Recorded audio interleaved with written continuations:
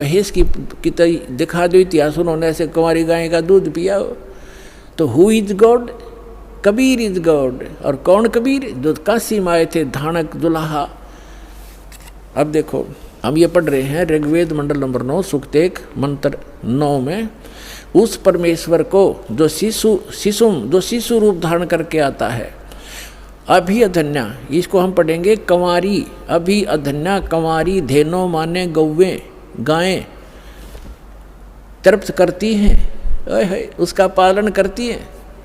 पालन की लीला कंवारी गायों के द्वारा होती है। और ये किस परमात्मा की हुई? कबीर गौड की। आपको कबीर सागर से प्रमाणित कर दिया था। ऋग्वेद मंडल नंबर 9 सूक्त 86 और मंत्र नंबर 26 पढ़ेंगे। इसमें लिखा है कि यज्ञ करने वाले यजमानों के लिए परमात्मा, यज्ञ माने धार्मिक अनुष्ठान करने वाले, यजमान माने भक्त, साधना करने वाले साधकों के लिए परमात्मा सब रास्तों को सुगम करता हुआ उनके विघ्नों यानी संकटों को मर्दन करता है, नष्ट करता है, उनको पवित्र करता हुआ और अपने रूप को सरल करता हुआ। क्योंकि सतलोक में परमात्मा का रूप आपको बताया दास ने कि बहुत तेजों में है। अगर वो एज इट इज आ जाए यहाँ पर उसी तेजो युक्त शरीर से, जिसके एक रोमकूप में करोड़ सूर्य करोड़ चंद्रमा मिला दे, इतनी रोशनी तो हमारी चरम दृष्टि नहीं दे सकती। हम देख सूर्य को नहीं देख सकते, और वो तो करोड़ों सूर्य एक रोमकूप में इतना प्रकाश, इतनी चंद्रमा मिला दे। तो इसलिए परमात्मा हल्का अपने रूप को सरल करके आते हैं।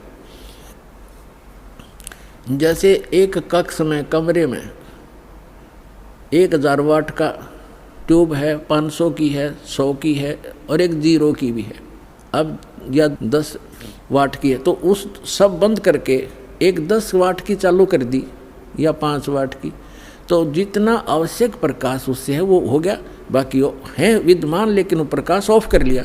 ऐसे वो परमात्मा का जो शरीर है इतना नूरी है, उसको कम करने के लिए वो अपने उस ऐसे स्विच ऑफ करके ओनली सिंपल सा प्रकाश युक्त शरीर यहाँ रख लेते। तो उसका प्रमाण यहाँ देखिएगा, ये पढ़ रहे हैं ऋग्वेद मंडल नंबर 9 सूक्त 86 मंत्र 26 पढ़ रहे हैं, 86 का 26। अपने रूप को सरल करता हुआ, अपने रूप को, शरीर अपने रूप को, सकल को सरल करता हुआ वह कांति में परमात्मा। ये देखो इन्होंने यहाँ गड़बड़ी कर दी। ये देखो ये है कबीर, हम कबीर बोले हैं, बै बोला ना हम कबीर, वेदों को वेद बोलते हैं।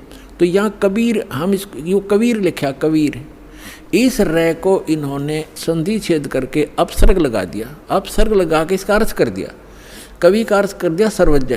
कवि कोई सर्वज्ञ नहीं होता, ना आज तक होया है, परमात्मा ही सर्वज्ञ होता है। यहाँ अर्थ नहीं करना चाहिए था, अर्थ करके अनर्थ किया इन्होंने।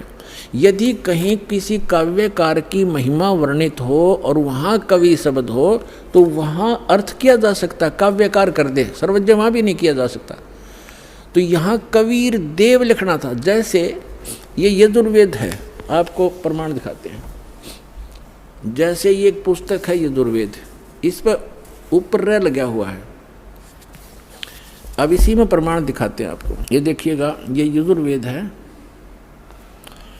ये महर्षि दानंद द्वारा ही इसका अनुवाद है। ये प्रकाशक सार्वदेशी कार्य प्रतिनिधि सभा 2/5 महर्षि दानंद मैदान नई दिल्ली से। और ये महर्षि दानंद द्वारा इसका अनुवाद है और ये यहाँ से छपा है। इसके हम आपको ले चलते हैं 36वें अध्याय के, यह 60-30 अध्याय यानी 36वां अध्याय, 36 60-30 36 36 36। और यहाँ आगे हम, ये यजुर्वेद है और यहाँ देखिएगा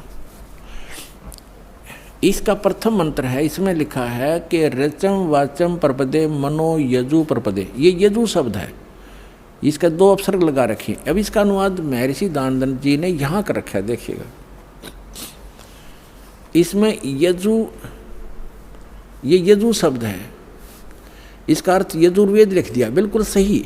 अगर इसका अर्थ कर देता तो ये महिमा यजुर्वेद की थी और यहाँ यजुर्वेद लिखना पड़ा, ये रे ला के हमको यजुर्वेद बोलना, यजुर्वेद।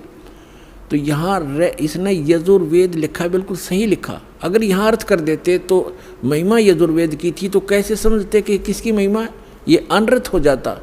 इसी प्रकार यहाँ इन अनुवादकर्ताओं ने कबीर का अर्थ लिखना था कबीर देव।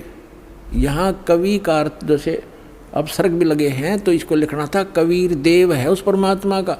वो कबीर देव माने साहब परमात्मा। कबीर, हम कबीर बोल रहे हैं, कबीर देव लिख देती है।